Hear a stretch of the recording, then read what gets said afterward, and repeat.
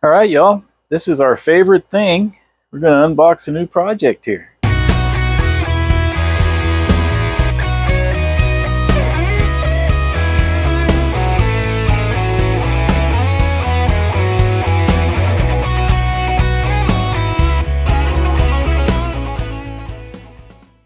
All right, here we go, guys.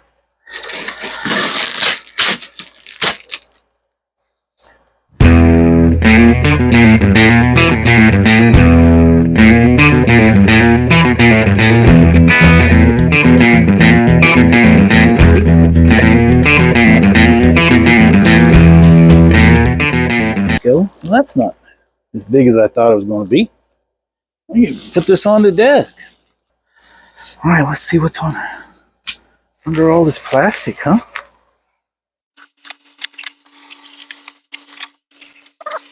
Oh, I didn't think it was going to come with the bag. Nice. They didn't advertise it as coming with the bag, I don't think. That is freaking nice. All right, cool.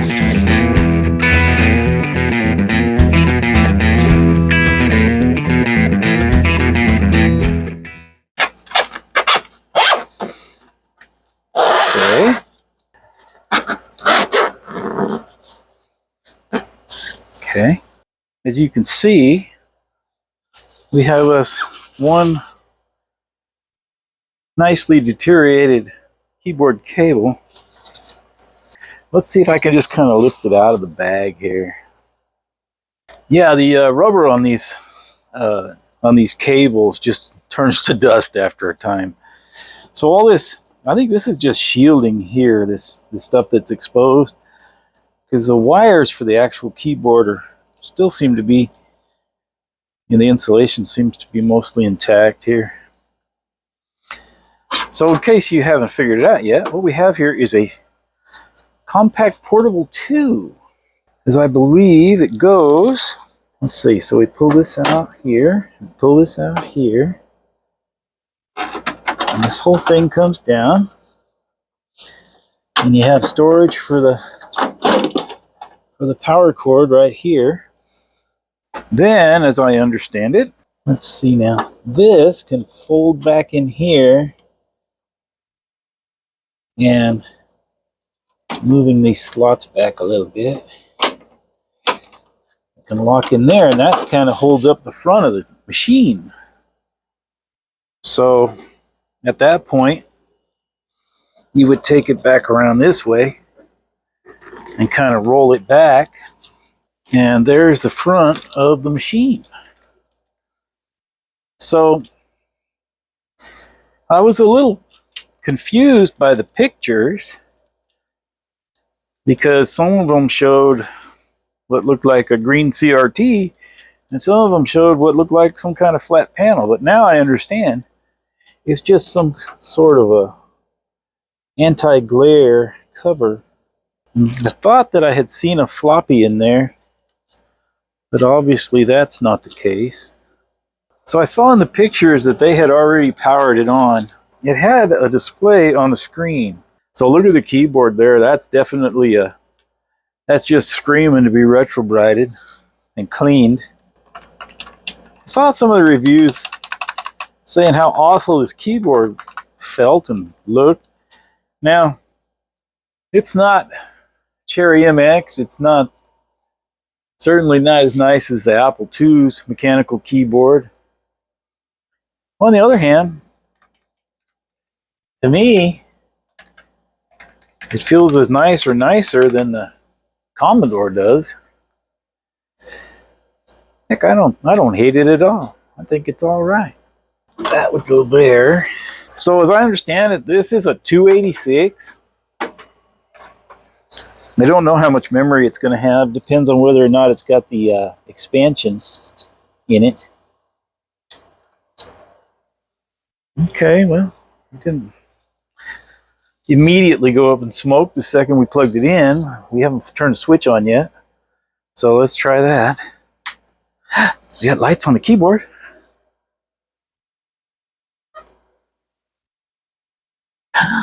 We have green spot.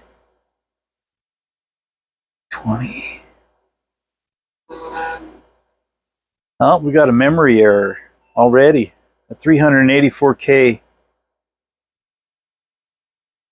And it says here the system options are not set. We're going to run the setup. Resume F1 key. Non-system disk. Got to 384 kilobytes. And then we had a memory error. So yeah, we got to insert the diagnostic diskette in drive A. Okay, so you saw what came out of the box. We don't have a diagnostic diskette. So what I was working on while I was waiting for this to get here is I was working on this GoTech. Now I just reflashed it with the latest version of Flash Floppy, I think it's called. Yeah. So I just flashed it with the latest version of Flash Floppy. So what we can do is we can move the diagnostic discs onto the Flash Floppy or onto the GoTech. So I got a brand new flash drive for it too. This is a 64 gig flash drive. I thought it was going to give me some trouble. It hasn't yet. I was able to use gparted in Linux to format it as FAT32. But yeah, that goes right in the front there. And you'll select your files with the buttons and whatnot. Of course, there are mods to be done with the rotary and the OLED display and all that. So I got the GoTech to solve our we don't have any floppies problem. I've ordered a Compaq flash setup. So that's going to go over here in the expansion slots. That's on the right side of the computer. Yeah, so right over here in the expansion slot. Looks like we have a serial and a parallel port. We have what I believe to be CGA graphics, and this would be your RGBI out, RGB, and then this is a composite.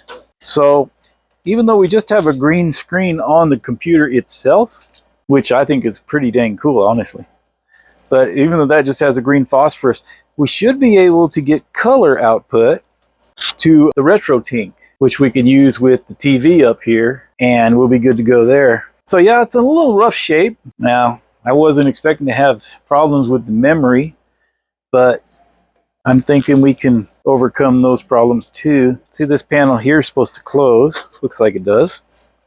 So that closes up, and you open that up, and it reveals your expansion ports or whatever. So going back to what I was saying, I have a Compaq flash device. It's going to be an IDE to Compaq flash. Now that is going to go right here. I don't know what the hard drive is going to be like, but we got a Compaq flash solution in case the hard drive doesn't work, and expecting that it's probably not going to. Then over here, of course, you got your power supply. This is where you plug in your cord. And when you unplug it and everything, you can close that up too. For someone with limited space like I have, I mean, this is a DOS PC with a CRT. It takes up very little space. It takes about as much space as a tower. Oh, let me show you some other things I got for it while we're checking it all out here. So this is a 5 1/4 adapter. It goes 5 1/4 to 3 1/2. Similar to what we put in the Amethlon for the floppy disk drive. And that's what we will put the GoTech in to mount it in here. You may also notice that this is black. Well, I have a plan. And I really, really, really like the way the IBM PCs look with their beige cases and their black drives. So I was thinking when I was looking at this one here, see, I actually like the portable one in respect that it had the black drives and it had the half height or the full height drives, I guess you call them, similar to what the Apple II's Disk 2 drive looks like, the big drives anyway. And they were black, and it looked really cool with the sinister black against the beige case. So what I'm thinking I want to do is I'm going to want to paint this bezel area black in here, everything that's this tan, brownish, icky color here. And I want to paint this part here of the keyboard as well. So it's going to have to come apart to replace the cable. So I think we mask it all off and we just paint the inlaid part there. I want to paint that like a matte black. And along with that, the front. Oh, that does come off. Yeah, it does. It does now anyway. That looks pretty neat. Let's see what this looks like without that on it. So let's go ahead and turn it back on again.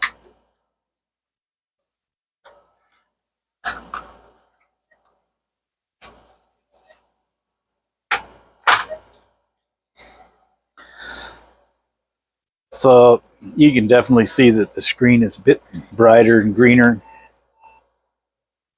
Now that really, I wonder if I can just, I'm hoping I can just reseat something and fix that memory. But, obviously the thing's just filthy. We're going to need to take it all apart, clean it up. The keyboard's going to come apart to put a new cable. I want to retro-bright the keys. I don't think the case needs to be retro-brighted, honestly.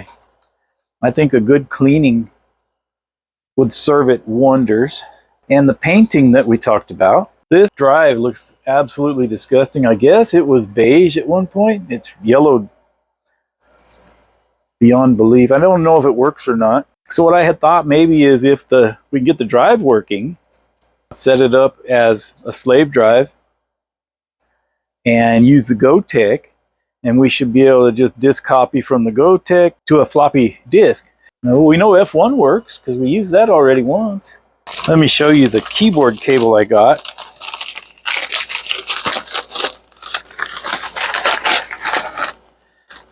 Yeah, it's just, I think it matches the machine nicely, honestly. And it's got a PS2 connector on it. And it's just like a cutoff, basically. So, ideally, as I've seen them, the coils are all inside here, basically. And you just kind of push it inside this hole here. We'll cross this bridge when we get to it, of course, but that would be our plan here. We just use this cable here. I'll get the keyboard apart and probably have to strip and solder the wires on. I don't know what the connector looks like, if there is a connector, if it just solders directly to the board. So we'll have to look at that. So I'm thinking, worst case scenario, we take the drive apart and we paint it black too. And we put it in the slot here where the hard drive goes. If that's something we can do. Take the blank out of there or whatever. And we just use the Compaq flash for our hard drive. I mean, you can see that the screen works nicely. This should be the brightness for the screen. So they had it cranked up pretty good there. Yeah. Put this guy back on here. You see that gets rid of some of the glare. We can leave that the same color it is and just leave that alone. Take it out of the way. I want to paint all this stuff here black. I mean, it's not pure anyway. I mean, the original floppy drive had a little door you push on. It's supposed to flip up. This is obviously an aftermarket drive of some kind. And we don't know if the hard drive works, and we won't know till we can run setup disk or diagnostic disk. So, very cool indeed. I guess we're not going to be able to check to see how much of the keyboard works until we can get the GoTech set up. And it's obvious that some of this stuff works because it responds to me pushing the keys. You see that? And if they didn't work, it wouldn't hardly respond to that. So I was concerned, being a foil and foam style keyboard, that we were going to have a bunch of dead keys and I was going to have to rebuild that. But it looks like we might have been spared that. Yeah, I mean, not showing us any characters, but it is responding to each key press, so that tells me that they work. All right, so next steps, I guess, is to start cleaning the outside. I think we'll wipe off the outside and stuff so that we don't dump dirt and everything all over the inside when we try to disassemble it. There's 4 screws, and then this whole case here comes off. and exposes the inner cage structure. Pretty cool. I've watched several videos since I decided that I wanted one of these. But yeah, man, 286. We don't know what's wrong with the memory yet. We'll have to figure that out. I'm encouraged by how much actually does work.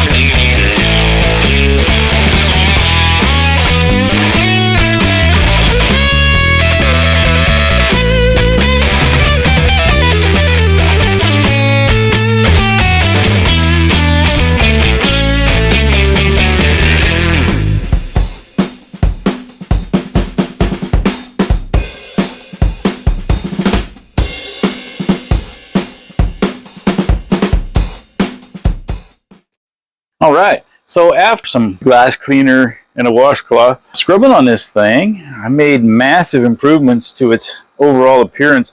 I also went over with a little bit of IPA and kind of hit some of this goo, and there's still more to do. I wouldn't call it clean yet, but it's vastly improved from what we started with. There were some scuffs. Where were they? This here definitely lightened up a little from what it was. Get out of the light. It's still there. I just kind of worked at it with a little bit of baking soda and some water on a washcloth again. So yeah, we got more cleaning to do with this, but it's definitely come a long way from what it was. From what we took out of the box, it's worlds apart. All right, well that's a pretty good introduction to the Compaq Portable 2. Got a lot of stuff already filmed I want to show you that I've done to this thing. So we're going to leave it here on this episode. Let me know what you think in the comments if you would. If you haven't subscribed yet, I'd invite you to do so, especially if you're interested in this project, as there will be many more installments. So with that, I think we're going to close out. We'll see you in the next one. Y'all take care.